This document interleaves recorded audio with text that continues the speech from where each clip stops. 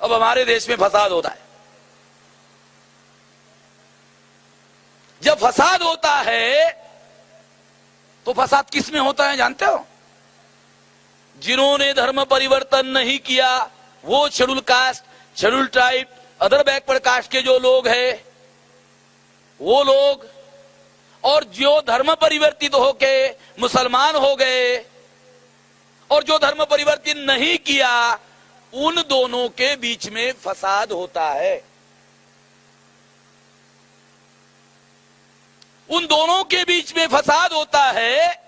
और जब दूसरे दिन अखबार में खबर आती है छपकर, तो खबर में क्या होता है? खबर में होता है हिंदू मुसलमान का फसाद। अखबार में क्या होता है? अखबार में होता है हिंदू मुसलमान का फसाद। मगर फसाद तो हिंदू मुसलमान का नहीं है। फसाद तो जो धर्म परिवर्तित नहीं हुए और जो धर्म परिवर्तित हुए, इनसे ही, यहां से ही उधर गए, ये दोनों के बीच में फसाद होता है। मगर अखबार वाले लिख देते हैं कि फसाद हिंदू मुसलमान में हुआ। अखबार वाले ऐसा क्यों लिखते हैं? क्योंकि अखबार के मालिक बनिया हैं और अखबार के संपादक ब्राह्मण हैं, अखबार के पत्रकार ब्राह्मण हैं, अखबार का मालिक बनिया है। इसलिए हम इस देश के प्रचार माध्यम का हमने नाम रखा ब्राह्मण बनिया प्रचार माध्यम। इसका नाम हमने रखा ब्राह्मण बनिया प्रचार माध्यम। इसका निर्माता कौन है? इसका निर्माता है मोहनदास करमचंद गांधी। गांधी जी बनिया थे। आजादी के आंदोलन में प्रचार करने की जरूरत थी। गांधी जी ने अपने भाइयों को समझाया और उन बनियों ने अखबार निकाले। आपको सबूत चाहिए? चलो सबूत बता देता हूं। टाइम्स ऑफ इंडिया जो ग्रुप है जैन बनिया का, एक्सप्रेस ग्रुप है गोयंका बनिया का, हमारे महाराष्ट्र में लोकमत ग्रुप है, आपके इधर भी आया होगा, आया, ए दरडा बनिया का,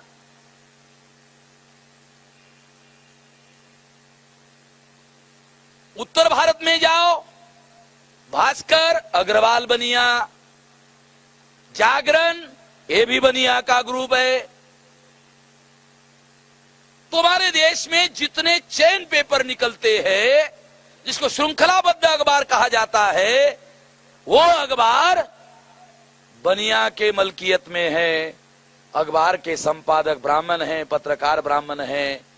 ब्राह्मण बनिया प्रचार माध्यम हो गया। जिस पर ब्राह्मण बनिया का कब्जा है, वो खबर क्या छापता है?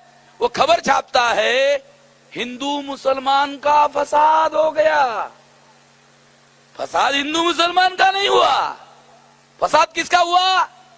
जो schedule caste, schedule tribe, other backward caste के लोग मुसलमान हो गए और जो नहीं हुए और जो हुए, उनके बीच में फसाद हुआ। अखबार वालों ने लिख दिया हिंदू मुसलमान का फसाद हुआ। मैं औरंगाबाद में वहां काम करता था, तो मैंने अपने आंखों से देखा फसाद में क्या होता है मालूम है? जब अमन और चैन रहता है, शांति रहती है, तो लोग अपने को शेड्यूल कास्ट कहते हैं, शेड्यूल ट्राइब कहते हैं, अदर बैकवर्ड कास्ट कहते हैं। और जब फसाद होता है, जैसे ही फसाद होता है, वो जितने schedule caste, schedule tribe, other backward caste के लोग होते हैं, वो सारे के सारे हिंदू हो जाते हैं। जब फसाद होता है तब हिंदू होते हैं। क्यों हिंदू होते हैं जानते हो? क्योंकि फसाद में मारकाट शुरू होती है और मारकाट में मारने वाला आदमी देखता है कौन है रे, तो बोलता है हिंदू। हाँ जा जा जा जा, यानी बचने के लिए अगर वो अपने को हिंदू नहीं कहता है तो साले को मार देते। तो क्या कहता है? हिंदू। सही बोल रहा है? देख, नहीं तो छानबीन करेंगे तेरी, कपड़े उतार कर। यानी वो भी चलता है उधर।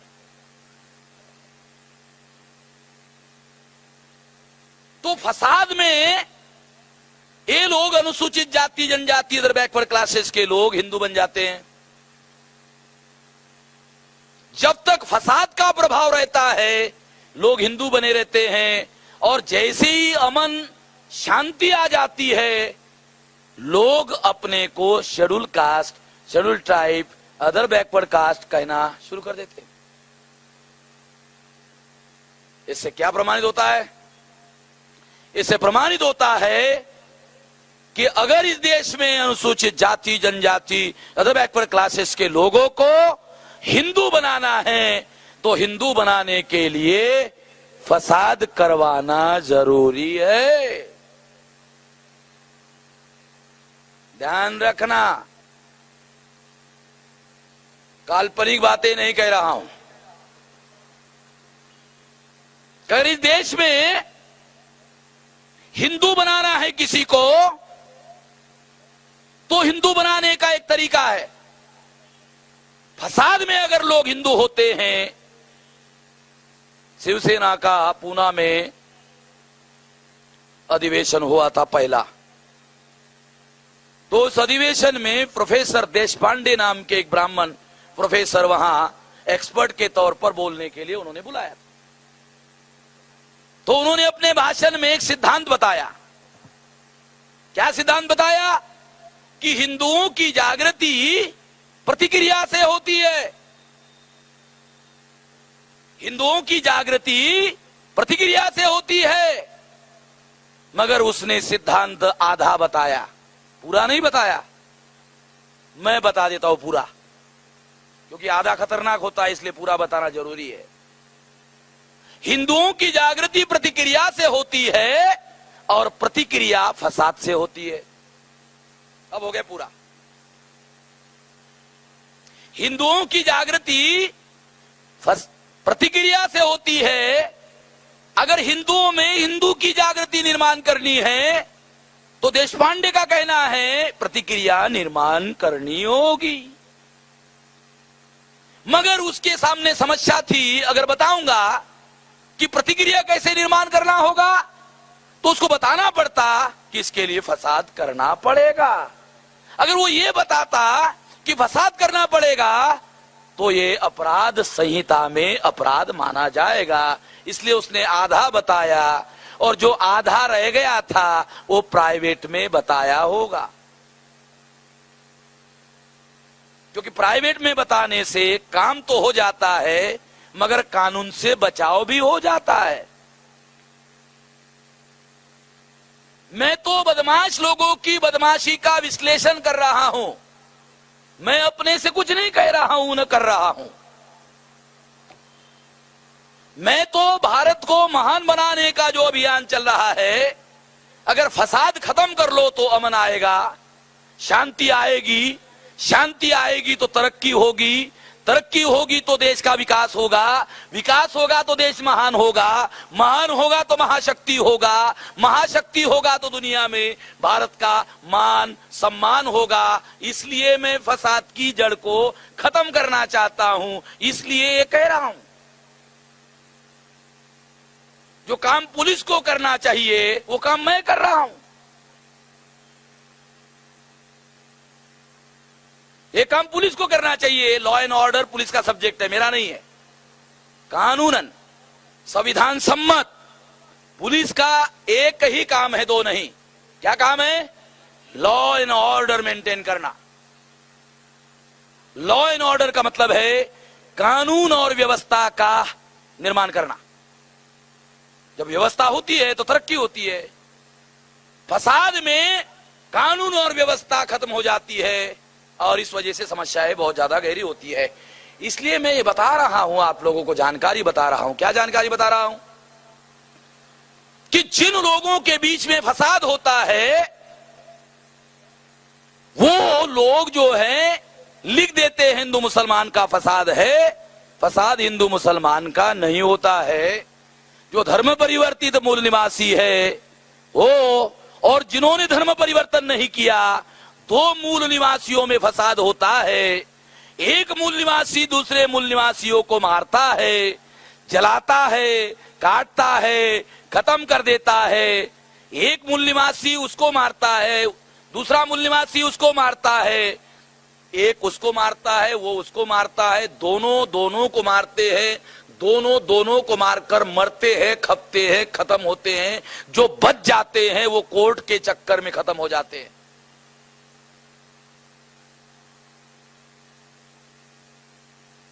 इसलिए मैं हमेशा ये कहते रहता हूं कि फसाद की जो समस्या है ये सबसे बड़ी समस्या तो है, मगर किसकी समस्या है? मुसलमान कहते हैं ये हमारी सबसे बड़ी समस्या है, मगर मैं मानता हूं कि ये मुसलमानों की सबसे बड़ी समस्या नहीं है। ये अनुसूचित जाति, अनुसूचित जनजाति, अदर बैकवर्ड क्लासेस के लोगों की सबसे बड़ी समस्या है। ये मैं यहां साबित कर दूंगा आपको। इन लोगों की सबसे बड़ी समस्या है। क्यों सबसे बड़ी समस्या है? जो इस देश में अल्पसंख्यक है, ब्राह्मणों की संख्या 3.5% है। 3.5% वाला आदमी भारत के किसी भी चुनाव क्षेत्र में चुनाव लड़े, किसी भी चुनाव क्षेत्र से ब्राह्मण चुनाव नहीं जीत सकता, और चुनाव जीतकर एमपी नहीं बन सकता। जब एमपी नहीं बनेगा तो एमपीओं का बहुमत नहीं होगा। जब एमपीओं का बहुमत नहीं होगा तो पीएम कहां से होगा? एमपी मीन्स मेंबर पार्लियामेंट और PM means prime minister. MP नहीं होगा तो पीएम कहां से होगा? और जब पीएम नहीं होगा तो व्यवस्था पर कब्जा कहां से होगा? जब व्यवस्था पर कब्जा नहीं होगा तो अपना वर्चस्व कैसे निर्माण करेगा? नहीं कर सकता। इसलिए जो 3.5% है वो लोग बहुसंख्य बनना चाहते हैं, और बहुसंख्य बनने के लिए इस देश में फसाद करवाते हैं। यह है उसका कारण।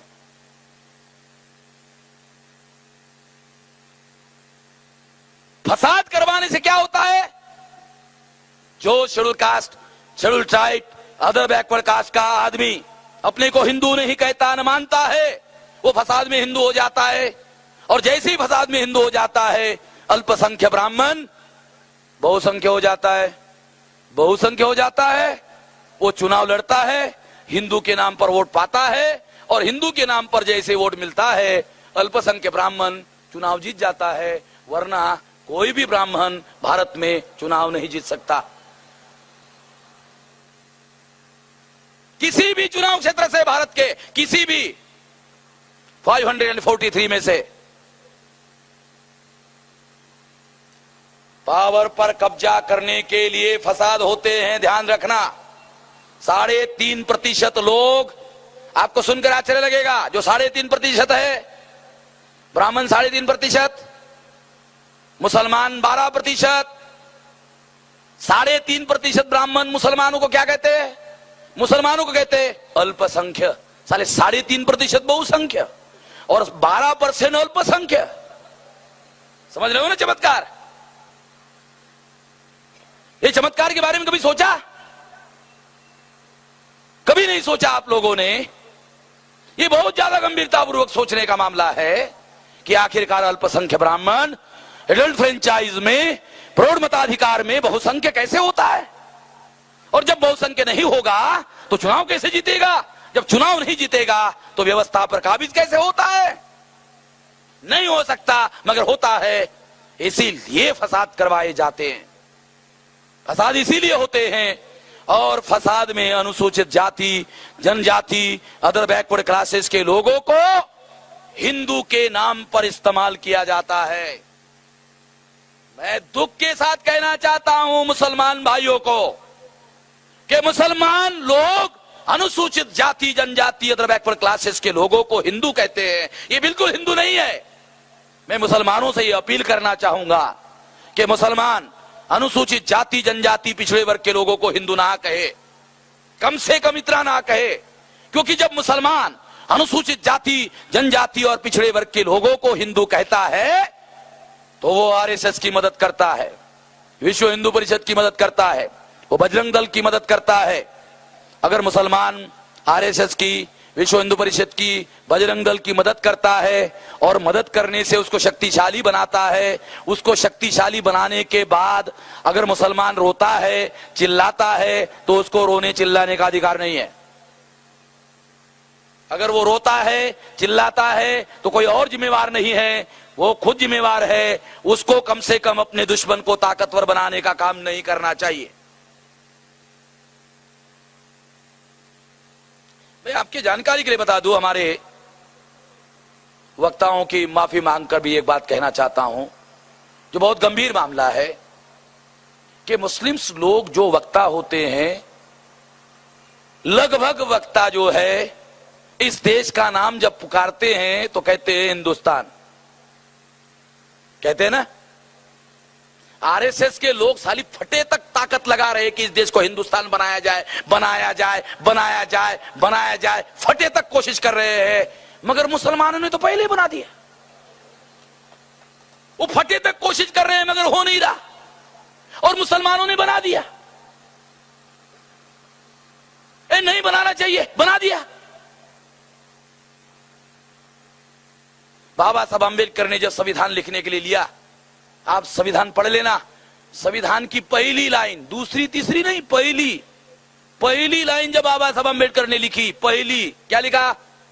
India that is a Bharat. एकमात्र आर्टिकल है जिसको लिखा और ट्रांसलेशन भी खुद ही किया translation. India that is a Bharat. ऐसा ट्रांसलेशन क्यों किया बाबा साहब ने?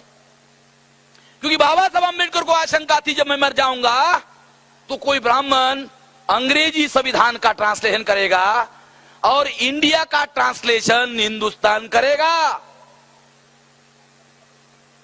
इंडिया का ट्रांसलेशन क्या करेगा? हिंदुस्तान करेगा। तो बाबा साहब अम्बेडकर ने सोचा कि इंडिया का ट्रांसलेशन हिंदुस्तान नहीं होना चाहिए। इसके पहले उन्होंने ट्रांसलेशन कर दिया India that is a Bharat, ताकि किसी को ट्रांसलेशन करने का मौका ही ना मिले। ए रिफ्लेक्शन ऑफ माइंड है बाबा साहब अम्बेडकर का, कि बाबा साहब अम्बेडकर भारत को हिंदुस्तान न कहते थे न मानते थे। अगर भारत का संविधान हिंदुस्तान नहीं मानता तो मुसलमान भारत को हिंदुस्तान क्यों कहता है? और ऐसा कह के वो आरएसएस का, बीजेपी का, बजरंग दल का, विश्व हिंदू परिषद का अगर वो मदद करता है और मदद करके उसको मजबूत बनाता है और मजबूत बनाकर ताकतवर बनाता है, अगर वो दुश्मन ताकतवर बन जाता है, ताकतवर बनने के बाद अगर वो मुसलमानों की पिटाई करता है, तो पिटाई करने के बाद मुसलमानों को रोना नहीं चाहिए, चिल्लाना नहीं चाहिए। अगर रोना नहीं है, चिल्लाना नहीं है, तो अपने दुश्मनों को ताकतवर बनाने का काम नहीं करना चाहिए। अगर आप अपने दुश्मनों को ताकतवर नहीं बनाते हो तो फिर आप लोगों को इसके विरोध में आवाज उठाने की, जद्दोजहद करने की अधिकार है, ये माना जा सकता है। साथियों, मैं आप लोगों को ये उदाहरण इसलिए बता रहा हूं, ये उदाहरण है। ऐसी बहुत सी बातें हैं जो हम तकरीर में बोलते रहते हैं और बोलने से ही हमारे दुश्मनों का बहुत सारा हमारे द्वारा मदद होती रहती है। कम से कम अगर हम दुश्मन को कमजोर नहीं बना सकते तो कम से कम दुश्मन को ताकतवर नहीं बनाना चाहिए।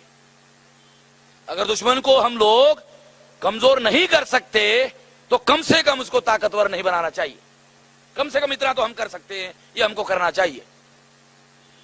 तो साथियों, मैं ये बता रहा था कि इस देश में फसाद करने के लिए अनुसूचित जाति, जनजाति, अदर बैकवर्ड क्लासेस के लोगों को कैसे तैयार किया जाता है फसाद करने के लिए? उनको कहा जाता है मुसलमान विदेशी है। आपको जानकारी होनी चाहिए, आपको प्रतिवाद करना है। आपको प्रतिवाद करने के लिए आपके पास इंफॉर्मेशन चाहिए। वो कहते हैं उनके बीच में जाकर, क्या कहते हैं? मुसलमान विदेशी है। और मुसलमान क्या कहते हैं? इसका क्या जवाब देते हैं? मुसलमान जवाब देते हैं बाबर हमारा पुरखा है। अकबर हमारा पुरखा है, औरंगजेब हमारा पुरखा है। देखो जवाब क्या देते हैं, वो कहते हैं मुसलमान विदेशी है, और मुसलमान कहता है बाबर हमारा पुरखा है, अकबर हमारा पुरखा है, हुमायूं हमारा पुरखा है। जो विदेशी आक्रमणकारी है उसको मुसलमान कहता हमारा पुरखा है। जब मुसलमान कहेगा वो हमारा पुरखा है, तो आरएसएस कहता है मुसलमान विदेशी है। तो क्या मुसलमान साबित नहीं करता कि मुसलमान विदेशी है? क्या मुसलमानों को यह साबित करना चाहिए कि मुसलमान विदेशी है? अरे कम से कम अपना बचाव तो करना चाहिए भाई, कम से कम अपना डिफेंस तो करना चाहिए। इससे संकट तो निर्माण होता है, ये संकट तो निर्माण नहीं होने देना चाहिए अपने सामने। वो कहते हैं विदेशी है। मैं लोगों को बताता हूं सारे देश भर में कि 99% मुसलमान धर्म परिवर्तित मुसलमान है। और धर्म परिवर्तन क्यों किया इन लोगों ने धर्म परिवर्तन? ये धर्म परिवर्तन किया, ये सही किया, गलत बिल्कुल नहीं किया। ये धर्म परिवर्तन का आंदोलन ये हमारे लोगों के मान, सम्मान, स्वाभिमान का आंदोलन है। क्यों है? क्योंकि उन्होंने अपने धर्म के नाम पर हमारे लोगों को दबाने की कोशिश की, उनको नीच बनाने की कोशिश की, उनको अछूत बनाने की कोशिश की, उनको जाति के आधार पर तोड़ने की कोशिश की, और उनको दबाकर गुलाम बनाने की कोशिश की। जिन लोगों को गुलाम बनाने की कोशिश की गई, उन लोगों ने प्रतिकार करके अगर उनके धर्म को लात मार करके दूसरा धर्म कबूल किया, ये उनके मान, सम्मान और स्वाभिमान का विद्रोही अभियान था।